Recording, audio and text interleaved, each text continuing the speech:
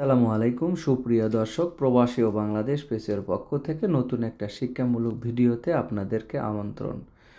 আর সারা video জুড়ে আছি আমি মেহেদি হাসান আপনাদের সাথে। আপনারা দেখতে পাচ্ছেন আমরা ভীমের ভেতরে নিচ থেকে যে 4 ইঞ্চি হাই গ্রেডেড পাইপটা আমরা ফার্স্ট ফ্লোরে উঠিয়েছি, সেখানে কিন্তু পাইপের গোড় দিয়ে যারা ইট গাঁথে তারা কিন্তু খুব সুন্দর করে সিমেন্ট মেরে দিয়েছে।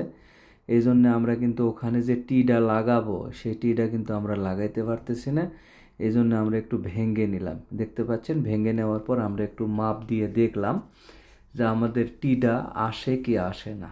এখন আলহামদুলিল্লাহ আমাদের মাপজোক শেষ, টি মাশাআল্লাহ এসে গেছে। আমরা টিতে এখন সুন্দর করে টেপিং করে নেব। এই যে দেখতে পাচ্ছেন এখানে আমার বিজ্ঞ টেকনিশিয়ান আব্দুর রশিদ ভাইয়া খুব সুন্দর করে কিন্তু টেপগুলো যত্ন সহকারে মারতেছে, যাতে আর ভেতরে ঢালাই প্রবেশ না করতে পারে। এটা যেহেতু ভেতর দিয়ে স্যানিটারি কাজ, বাহিরে কোনো পাইপ কিন্তু দেখা যাবে না। এই যে আমরা কিন্তু সুন্দর করে গাড়া বলেন বা ঘাম বলেন বা আটা বলেন, যেটাই হোক সুন্দর করে কিন্তু আমরা মারতেছি। এই যে দেখতে পাচ্ছেন, এভাবেই কিন্তু আমরা কাজগুলো করি এবং আপনাদেরকে সুন্দরভাবে দেখানোর জন্য চেষ্টা করি। আসলে আপনারা কিভাবে করেন অবশ্যই কমেন্ট বক্সে মন্তব্য করে যাবেন। আমরা কিন্তু সুন্দর করে গাড়া দিলাম। এই যে সুন্দর করে টিটা কিন্তু আমরা লাগাই দিলাম। দেখতে পাচ্ছেন খুব, এখানে কিন্তু কাঠ ছিল, আমরা কাঠটা কেটে নিয়েছি, যেহেতু আমাদের টিটা ভিতরে ঢুকাতে হবে।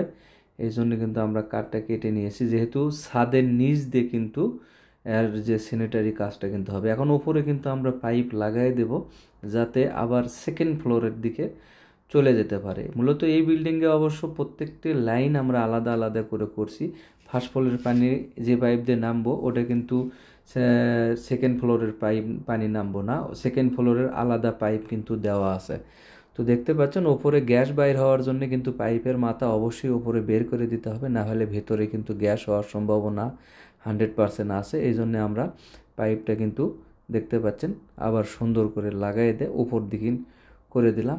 এই যে দেখতে পাচ্ছেন সুন্দরভাবে কিন্তু আমাদের হয়ে গেল লাগান। এই যে দেখেন আমি সুন্দর করে দেখাইতেছি। টেপিংটা এভাবেই করবেন, যাতে 2 ইঞ্চি ব্ল্যাক টেপ ইউজ করছি, যাতে আর ভেতরে কোনো দিকের থেকে আপনার ঢালাইটা না যায়। তারপরে এই যে দেখতে পাচ্ছেন আমরা যে কাঠটা সরাই দিয়েছিলাম শাটারিংয়ের কাঠ, সেই কাঠটা কিন্তু আমরা পুনরায় ওখানে ফিরে আবার স্থাপন করে দিলাম খুব সুন্দরভাবে। তারপরে ওই যে গোড়দে যে গ্যাপিং দেখতেছেন, অবশ্যই আমরা কাগজ বা অন্য কিছু দিয়ে অবশ্যই বন্ধ করে দেবো, যাতে ঢালাই নিচে পড়ে না যায়। এই যে দেখতে পাচ্ছেন আমরা যে শাটারিং খুলছিলাম সেই শাটারিং কিন্তু আবার সুন্দর করে আমরা লাগাই দিলাম। এই যে আমাদের কাজ মোটামুটি কমপ্লিট হয়ে গেল আলহামদুলিল্লাহ। যতটুকু কাজ করি আপনাদেরকে সুন্দর করে আমি দেখানোর জন্য